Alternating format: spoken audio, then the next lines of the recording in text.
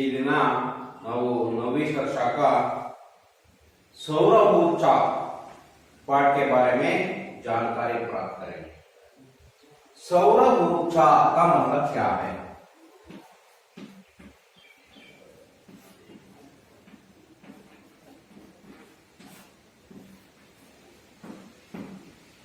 सौर का मतलब सूर्य, ऊर्जा में शक्ति, सूर्य शक्ति, उसका मतलब सूर्य का शक्ति, सूर्य से आने वाला रोशनी से आने वाला, सूर्य का रोशनी से आने वाला शक्ति या ताप या प्रकाश, उसको कहते हैं सौर ऊर्जा। ಹಾಗಾದ್ರೆ ಸೂರ್ಯನ ಶಕ್ತಿ ಹೇಗಿದೆ, ಸೂರ್ಯನ ಶಕ್ತಿಯಿಂದ ಏನೇನು ಮಾಡಬಹುದು ಅನ್ನುವಂಥದ್ದು ನಮಗೆ ಈಗ ಗೊತ್ತಾಗುತ್ತೆ ಮಕ್ಕಳೇ। सौर ऊर्जा के बारे में जानकारी प्राप्त करेंगे। देखिए पहले बार एक बार पढ़ना है।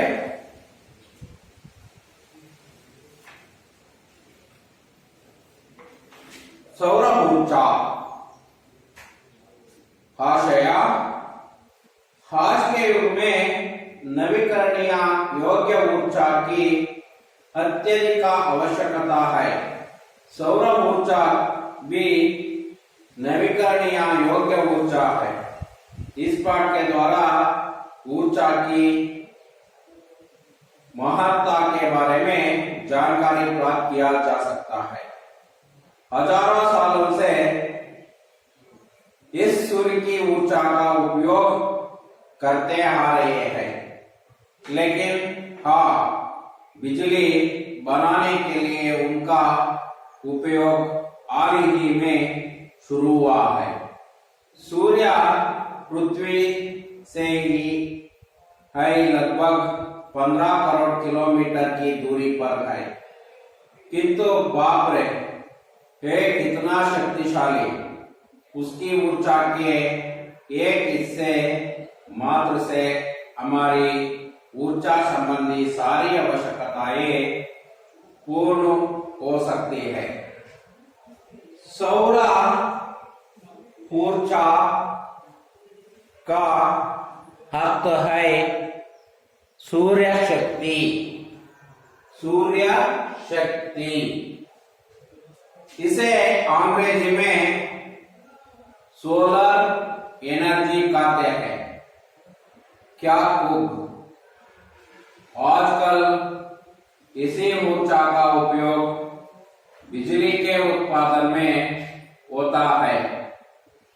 सूर्य से हमें ताप भी मिलता है, प्रकाश भी।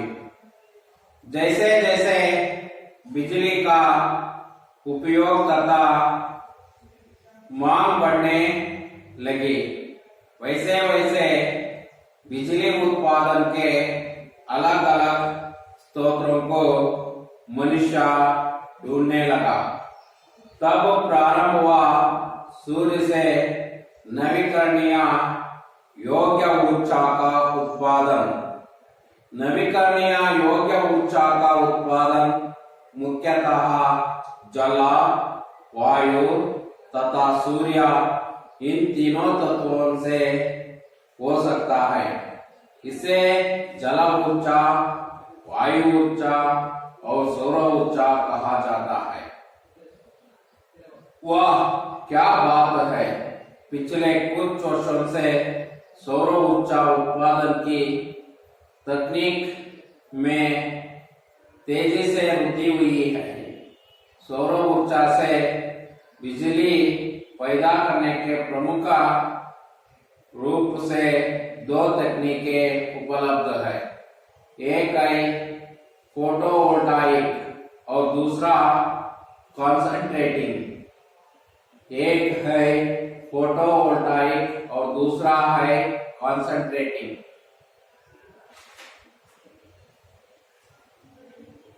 जी हाँ, इन दोनों तकनीक से सौर ऊर्जा को सीधे बिजली में बदला जा सकता है। सौर ऊर्जा का उपयोग कहाँ कहाँ होता है, आइए देखें, सौर ऊर्जा यहाँ विद्युत ऊर्जा के बदले में उपयुक्त होती है। यह ऊर्जा सीधे सूर्य से प्राप्त होती है। क्या खूब, इससे घरों में बिजली मिलती है, पानी भी गर्मा जा सकता है। ನೋಡಿ ಮಕ್ಕಳೇ, ಇಲ್ಲಿವರೆಗಿರಲಿ. ಇದನ್ನ ನೀವು ಒಂದು ಬಾರಿ ಓದ್ಕೊಳ್ಳಿ, ತಪ್ಪಿಲ್ಲದೆ. ಓದ್ಕೊಂಡಾದ್ಮೇಲೆ ಈ ಪಾಠದ ಎಕ್ಸ್ಪ್ಲೈನ್ ಅನ್ನ ಮಾಡ್ತಾ ಹೋಗೋಣ ಮಕ್ಕಳೇ. ಹಾಗಾಗಿ ಇದನ್ನ ಓದ್ತಾ ಹೋಗಿ ಮಕ್ಕಳೇ. ಈಗ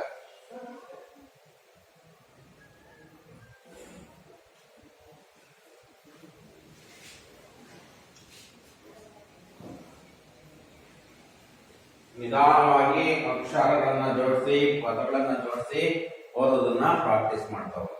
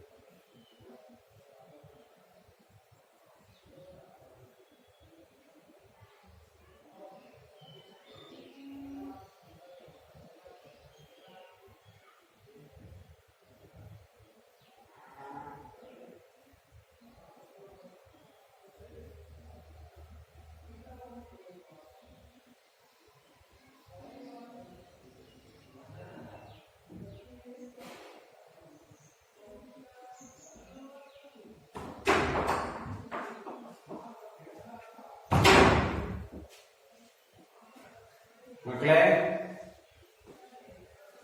ಎಲ್ಲರೂ ಓದ್ರ? ಓದಾದ್ಮೇಲೆ ಏನೇ ಡೌಟ್ ಇದ್ರು ಕೇಳ್ಬೋದು, ಯಾವ್ದಾದ್ರು ಗೊತ್ತಾಗ್ಲಿಲ್ಲ ಅಂದ್ರೆ. ಯಾಕೆಂದ್ರೆ ಇಂಗ್ಲಿಷ್ ವರ್ಡ್ ಇದೆ, photo voltaic concentrating solar energy ಅಂತ ಇದೆ. ಓಕೆನಾ ಮಕ್ಕಳೇ? ನೋಡೋಣ ಹಾಗಾದ್ರೆ ಮುಂದಕ್ಕೆ.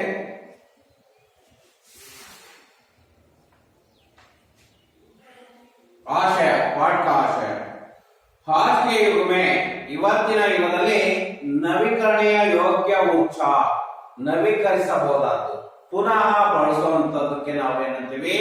ನವೀಕರಣೀಯ ಅಂತ ಕರಿತೀವಿ. ಪುನಃ ಪುನಃ ಮತ್ತೆ ಬಳಸಬಹುದು, ಗೊತ್ತಾಯ್ತಾ? ಅಂತದಕ್ಕೆ ನವೀಕರಣೀಯ ಯೋಗ್ಯ ಊರ್ಜಾ, ಗೊತ್ತಾಯ್ತಾ? ಯೋಗ್ಯವಾಗಿ ಅಂದ್ರೆ ಮತ್ತೆ ಅದೇ ರೀತಿಯಲ್ಲಿ ಉತ್ತಮವಾಗಿ ಬಳಸುವಂತಹ ಊರ್ಜಾ ಅಂದ್ರೆ ಶಕ್ತಿ ಅಂತ ಹೇಳಿದೀನಿ. ಅತ್ಯಧಿಕ ಅವಶ್ಯಕತಾ है, ಇಂತಹ ಶಕ್ತಿಯ ಬಹಳ ಅವಶ್ಯಕತೆ ಇದೆ, ಅತ್ಯಧಿಕ ಅವಶ್ಯಕತಾ है. ಸೌರ ಊರ್ಜಾ ನವೀಕರಣೀಯ ಯೋಗ್ಯ ಊರ್ಜಾ है. ಸೌರ ಊರ್ಜಾ ಅನ್ನೋದು ನವೀಕರಿಸೋದಕ್ಕೆ ಬಹಳ ಉತ್ತಮವಾದಂತಹ ಯೋಗ್ಯವಾದ ಊರ್ಜಾ. इस पाठ के द्वारा, ಈ ಪಾಠದ ಮೂಲಕ ऊर्जा की महत्ता के बारे में, ऊर्जा ಶಕ್ತಿಯ ಮಹತ್ವದ ಬಗ್ಗೆ, ಮಹತ್ವ ಅಂದ್ರೆ ಮಹತ್ವ, ಶಕ್ತಿಯ ಮಹತ್ವದ ಬಗ್ಗೆ ಇವತ್ತು ನಾವು ಜಾಣಕಾರಿ ಪ್ರಾಪ್ತ ಕರೆಂगे. ಇವತ್ತು ಅದರ ಬಗ್ಗೆ ತಿಳ್ಕೊಳ್ತೀವಿ. हजारों सालों से हम सूर्य की शक्ति का उपयोग करना जा रहा है. ನಾವು ಇವತ್ತೆಲ್ಲ ನಾವು ಸೂರ್ಯನ ಶಕ್ತಿಯನ್ನ ಬಳಸ್ತಾ ಇರೋದು ಸಾವಿರಾರು ವರ್ಷಗಳಿಂದಲೂ ಸಹ ಈ ಸೂರ್ಯನ ಶಕ್ತಿಯನ್ನು ನಾವು ಬಳಸ್ತಾ ಇದ್ದೇವೆ. ಲೇಕಿನ್ बिजली बनाने के लिए उसका उपयोग हाल ही शुरू हुआ. ಆದರೆ ಬಿಜಲಿ ಬನಾನ, ಸೂರ್ಯನಿಂದ ವಿದ್ಯುತ್ ಆಗಿ ಬದಲಾವಣೆಯನ್ನ ಮಾಡೋದು. ಮತ್ತೆ ಇನ್ನೊಂದು ಬಾರಿ ಹೇಳ್ತೀನಿ ಮಕ್ಕಳೇ, ಸೂರ್ಯನಿಂದ ಬಿಜಲಿ ಅಂದ್ರೆ ವಿದ್ಯುತ್,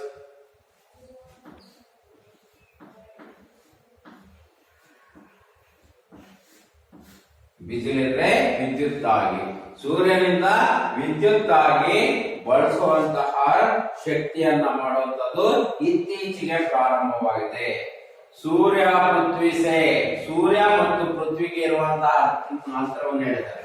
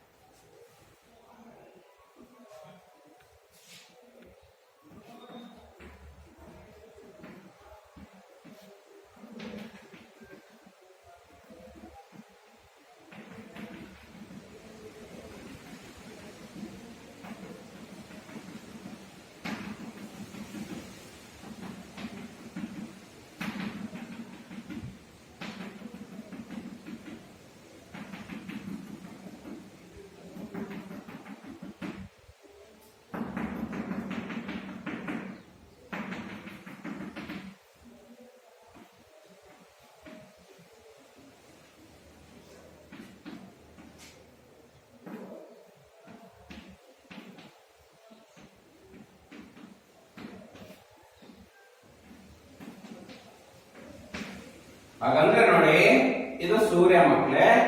ನಾವು ಇಲ್ಲಿ ಭೂಮಿ ಮೇಲೆ, ಪೃಥ್ವಿ ಅಂದ್ರೆ ಭೂಮಿ, ಧರ್ತಿ ಅಥವಾ ಈ ಭೂಮಿ ಮೇಲೆ ನಾವಿದೀವಿ. ಆ ಸೂರ್ಯನಿಗೂ ಮತ್ತೆ ಭೂಮಿಗೆ ಇರುವಂತ ಅಂತರ ಎಷ್ಟಂದ್ರೆ 15 ಕೋಟಿ kilometre. 15 crore kilometre, 15 crore kilometre. ಹಾಗಂದ್ರೆ 15 ಕೋಟಿ ಕಿಲೋಮೀಟರ್ ನ ದೂರದಲ್ಲಿದೆ. किंतु बापरे, आरू बापरे कितना शक्तिशाली, और ಎಷ್ಟು ಶಕ್ತಿಶಾಲಿಯಾಗಿದೆ. उसकी ऊर्जा के एक हिस्सा मात्र से हजारों ऊर्जा संबंधी सारी आवश्यकताएं पूर्ण हो सकती है. उसकी ऊर्जा का एक हिस्सा, ಅದರ ಶಕ್ತಿಯ ಒಂದು ಭಾಗ, ಹಿಸ್ಸಾ ಅಂದ್ರೆ ನಂತ ಭಾಗ, ಆ ಸೂರ್ಯನ ಒಂದು ಭಾಗದಲ್ಲಿ हमारी ऊर्जा, ನಮ್ಮ ಎಲ್ಲಾ ಶಕ್ತಿಗಳನ್ನ ಸಂಬಂಧಿ सारी आवश्यकताएं पूर्ण हो सकता है. ಹಾಗಾದ್ರೆ ನಮ್ಮ ಎಲ್ಲ ಅವಶ್ಯಕತೆಗಳನ್ನ ಪೂರ್ತಿ ಮಾಡಬಹುದು. ಈಗ ಆ ಪೂರ್ತಿ ಶಕ್ತಿ ಇದೆಯಲ್ಲ ಅದರ ಒಂದು ಭಾಗ ಸಾಕು ನಮ್ಗೆ ಎಲ್ಲ ಅವಶ್ಯಕತೆಗಳನ್ನ ಪೂರ್ಣ ಮಾಡೋದಕ್ಕೆ ಅಂತ. सौर ऊर्जा का अर्थ है सूर्य शक्ति।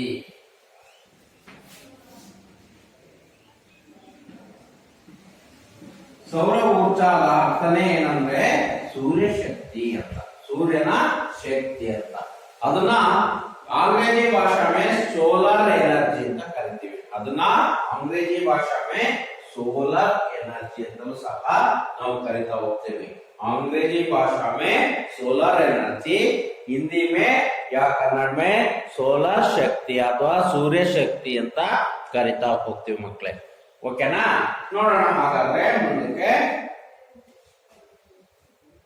क्या आजकल इसी ऊर्जा का उपयोग बिजली के उत्पादन में होता है। ಈ ದಿನಗಳಲ್ಲಿ ಇದರ ಉತ್ಪಾದನೆಯನ್ನ, ಇದರ ಶಕ್ತಿಯನ್ನ ವಿದ್ಯುತ್ ಆಗಿ ಬದಲಾವಣೆಯನ್ನ, ಉತ್ಪಾದನೆಯನ್ನ ಮಾಡ್ತಿದ್ದಾರೆ. सूर्य से हमें ताप भी मिलते हैं। सूर्यनिಂದ ನಮಗೆ ಏನು ಸಿಗ್ತಾ ಇದೆ? ತಾಪನೂ ಸಿಗ್ತಾ ಇದೆ और प्रकाश भी। ಎರಡು ಸೂರ್ಯನಿಂದ ಎರಡು ರೀತಿಯಲ್ಲಿ, ಒಂದು ತಾಪ, ಇನ್ನೊಂದು ಪ್ರಕಾಶ. ತಾಪ ಅಂದ್ರೆ ಬಿಸಿ, ಬಿಸಿಲು. ಪ್ರಕಾಶ ಅಂದ್ರೆ ರೋಶನಿ, ಬೆಳಕು. ಎರಡು ಸಹ ಸಿಗ್ತಾ ಇದೆ. ಹಾಗಾಗಿ ताप और प्रकाश इन दोनों भी मिलता है। ಎರಡು ಸಹ ಸಿಗ್ತಾ ಇದೆ. ಹಾಗಾಗಿ ಇಂತಹ ಎರಡು ಸಹ ನಮಗೆ ಸಿಗ್ತಾ ಇದೆ. जैसे जैसे बिजली का उपयोग तथा महंगा बढ़ने लगे है। ಇತ್ತೀಚೆಗೆ ಏನಾಗ್ತಾ ಇದೆ? ವಿದ್ಯುತ್ತಿನ ಉಪಯೋಗ ಮತ್ತು ಮಾಂಗ, ಬೇಡಿಕೆಯೂ ಸಹ ಏನಾಗ್ತದೆ? ಹೆಚ್ಚಾಗ್ತಾ ಇದೆ. वैसे वैसे ಅದೇ ರೀತಿಯಲ್ಲಿ बिजली उत्पादन के अलग अलग स्रोतों को मनुष्य ढूंढने लगे है।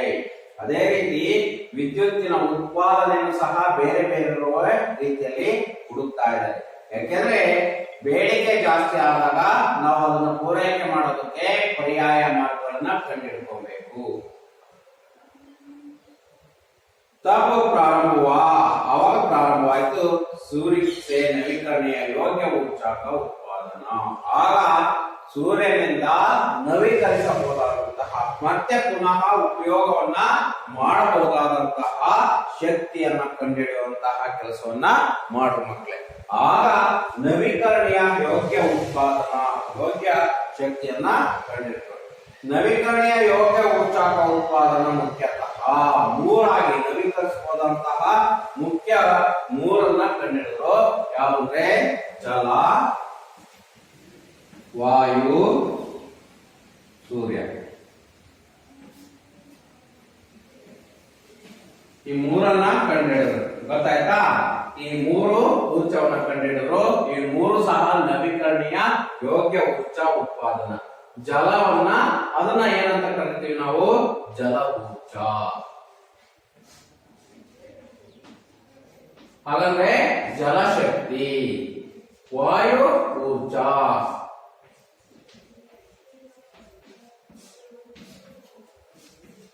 सूर्य ऊर्जा, सूर्य ऊर्जा अथवा सौर ऊर्जा,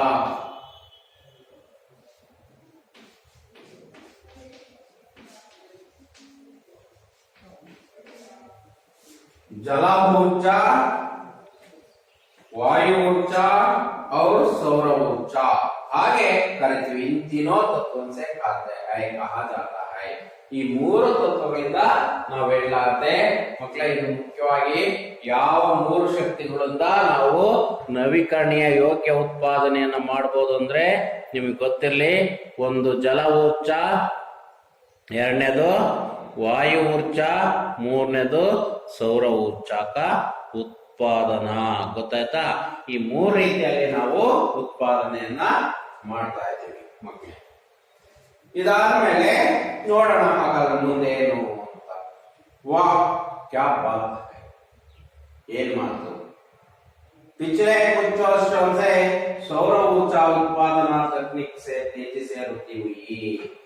पिछले कुछ ವರ್ಷ, ಕೆಲವು ಮೊದಲು ವರ್ಷಗಳಿಂದ ಸೌರ ಊರ್ಜಾಕ ಉತ್ಪಾದನೆಯನ್ನ ಎರಡು ಟೆಕ್ನಾಲಜಿ, ಟೆಕ್ನಿಕಲ್ ಟೆಕ್ನಾಲಜಿ, ಎರಡು ಟೆಕ್ನಾಲಜಿಯಲ್ಲಿ ಉತ್ಪಾದನೆಯನ್ನ ಮಾಡ್ತಾ ಇದ್ದಾರೆ. सौर ऊर्जा से बिजली पैदा करने के प्रमुख तत्व को दो तकनीक उपलब्ध है सौर ऊर्ಜವನ್ನ ಬಿಜಲಿ ಉತ್ಪಾದನೆಯನ್ನು ಮಾಡೋದಕ್ಕೆ ಹಾಗಾದ್ರೆ ಸೌರಶಕ್ತಿಯಿಂದ ವಿದ್ಯುತ್ ಆಗಿ ಬದಲಾವಣೆಯನ್ನು ಮಾಡೋದಕ್ಕೆ ಎರಡು ಪ್ರಮುಖವಾದ ಟೆಕ್ನಾಲಜಿ ಇದಾವೆ ಅವು ಯಾವ್ಯಾವ ಅಂತ ಹೇಳ್ತಾವೆ ಫೋಟೋ ವೋಲ್ಟಾಯಿಕ್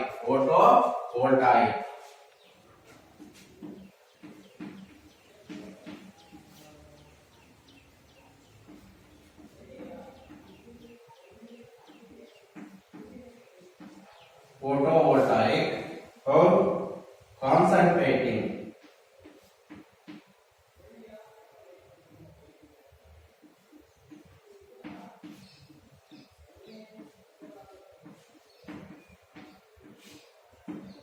ಈ ಎರಡು ರೀತಿಯಲ್ಲಿ ಉತ್ಪಾದನೆಯನ್ನು ಮಾಡ್ತಿದ್ದಾರೆ ಮಕ್ಕಳೇ ಒಂದು ಫೋಟೋ ವೋಲ್ಟಾಯಿಕ್ ಇನ್ನೊಂದು ಕಾನ್ಸಂಟ್ರೇಟಿಂಗ್ ಇವೆರಡು ಟೆಕ್ನಾಲಜಿ ಇದೆ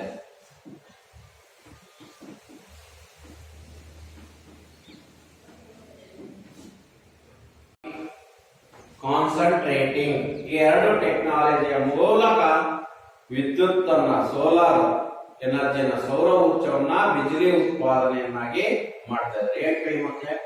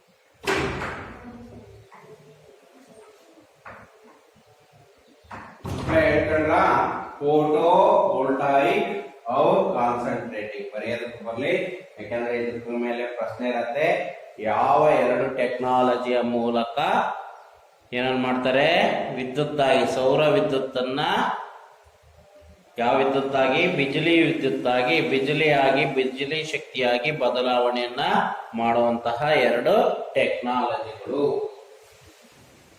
ಅದಾದ್ಮೇಲೆ ಮಕ್ಕಳೇ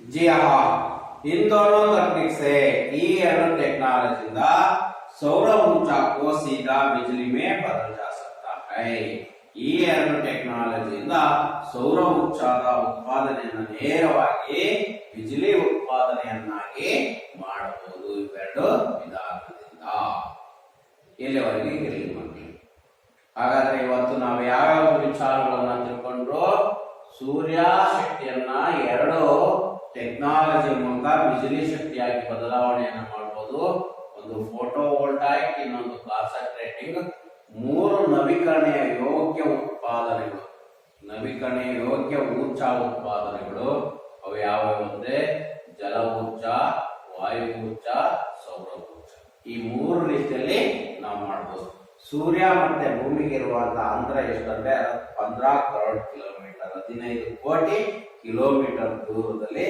ನಾವಿದ್ದೀವಿ ಅನ್ನೋದು ಗೊತ್ತಾಯ್ತು ಮಕ್ಕಳೇ ಈಗ ಇದೆಲ್ಲ ಆದ್ಮೇಲೆ ಈ ಪಾಠಕ್ಕೆ ಸಂಬಂಧಪಟ್ಟಂತ ಪ್ರಶ್ನೆ ಕೇಳ್ತೀನಿ ನೋಡೋಣ ಕೇಳೋಣ ಪ್ರಾರಂಭ ಮಾಡಲ ಮಕ್ಕಳ ಹಾಗಾದ್ರೆ ನೋಡೋಣ सूर्य पृथ्वी से लगभग कितने किलोमीटर की दूरी पर है ಹಾಗಾದ್ರೆ ಮಕ್ಕಳೇ ಸೂರ್ಯ ಭೂಮಿಗೆ ಇರುವಂತ ಅಂತರ ಎಷ್ಟು ಅಂತ ಗೊತ್ತಾಯ್ತಾ ಅಥವಾ ದೂರ, ಎಷ್ಟು ದೂರದಲ್ಲಿ ನಾವಿದ್ದೀವಿ ಸೂರ್ಯನಿಗುವೆ ಮತ್ತೆ ಭೂಮಿಗುವೆ?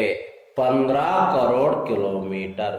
ಇದಕ್ಕೆ ಉತ್ತರ ಏನಂದ್ರೆ 15 ಕರೋಡ್ ಕಿಲೋಮೀಟರ್ ಅಷ್ಟು ದೂರದಲ್ಲಿ ನಾವಿದ್ದೇವೆ. ಹಾಗಾಗಿ 15 ಕೋಟಿ ಕಿಲೋಮೀಟರ್ ದೂರದಲ್ಲಿ ನಾವಿದ್ದೇವೆ. ಸೌರ ಊರ್ಜಾ ಕಾ ಅರ್ಥ ಕ್ಯಾ ಹೈ? ಸೌರ ಊರ್ಜಾ ಎಂದರೇನು? ಸೂರ್ಯ ಶಕ್ತಿ. ಸೌರ ಊರ್ಜಾ ಅಂದ್ರೆ ಸೂರ್ಯ ಶಕ್ತಿ. ಸೂರ್ಯ ಶಕ್ತಿ. सौर ऊर्जा से बिजली पैदा करने की प्रमुखतः कितनी तकनीकें है? सौर ऊर्जा का बिजली उत्पादन ಮಾಡೋದಕ್ಕೆ ಎಷ್ಟು ತಕನೀಕ್ ಇದಾವೆ? 2 ತಕನೀಕ್ है. ಯಾವ್ಯಾವು? 2 ಇದಾವೆ.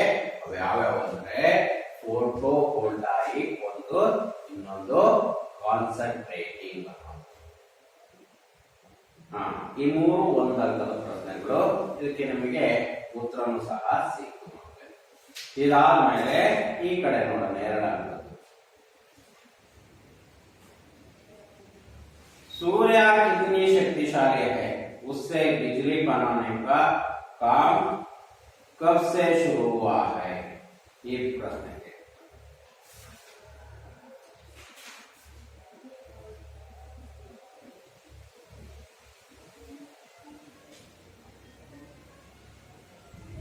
ನೋಡಿ, इसका उत्तर सूर्य पृथ्वी से है लगभग 15 करोड़ किलोमीटर दूरी पर है और कितना शक्तिशाली? उसकी ऊर्जा के एक हिस्सा मात्र से हमारी ऊर्जा संबंधी सारी आवश्यकताएं पूर्ण हो सकते हैं.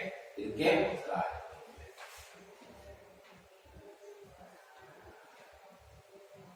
नवीकरणीय योग्य ऊर्जा का उत्पादन मुख्यतः किन तत्वों से होता है? ಯಾವ ತತ್ವಗಳಿಂದ ನವೀಕರಣೀಯ ಯೋಗ್ಯ ऊर्जा उत्पादನೆಯನ್ನ ಮಾಡ್ತಾ ಇದೆ? तीनों तत्वों से. ಗೊತ್ತಾಯ್ತಾ? 3 तत्वों से कर सकता है. ಅವು ಯಾವ್ಯಾವ ಅಂದ್ರೆ ಒಂದನೇದು ಜಲ ಊರ್ಜಾ, ಎರಡನೇದು ವಾಯು ಊರ್ಜಾ, ಮೂರನೇದು ಸೌರ ಊರ್ಜಾ. ಈ 3 ಟೆಕ್ನಾಲಜಿಯಿಂದ ಮಾಡಲಾಗ್ತಾ ಇದೆ. ಗೊತ್ತಾಯ್ತಾ? ಈ 3 ಟೆಕ್ನಾಲಜಿಯಿಂದ ಇದನ್ನೆಲ್ಲ ಮಾಡಲಾಗ್ತಾ ಇದೆ ಮಕ್ಕಳೇ. ಹಾಗಾಗಿ ಇಂತಹ ನವೀಕರಣೀಯ ಯೋಗ್ಯ ಉತ್ಪಾದನೆಗಳನ್ನ ಮಾಡಲಾಗ್ತಾ ಇದೆ. ಅಲ್ಲಿಗೆ ಇವತ್ತು ಮಾಡಿದಂತಹ ಪಾಠದ ಎಲ್ಲಾ ಪ್ರಶ್ನೆ ಉತ್ತರಗಳು ಸಹ ನಾನು ಹೇಳಿದ್ದೀನಿ. ಈಗಲೇ ನೀವು ನೋಟ್ಸ್ ಅನ್ನ ಬರ್ಕೊಂಡ್ಬಿಟ್ಟು ನೋಟ್ಸ್ ಅನ್ನ ಬರ್ಕೊಂಡು ಕಲ್ತ್ಕೊಳ್ಳಿ.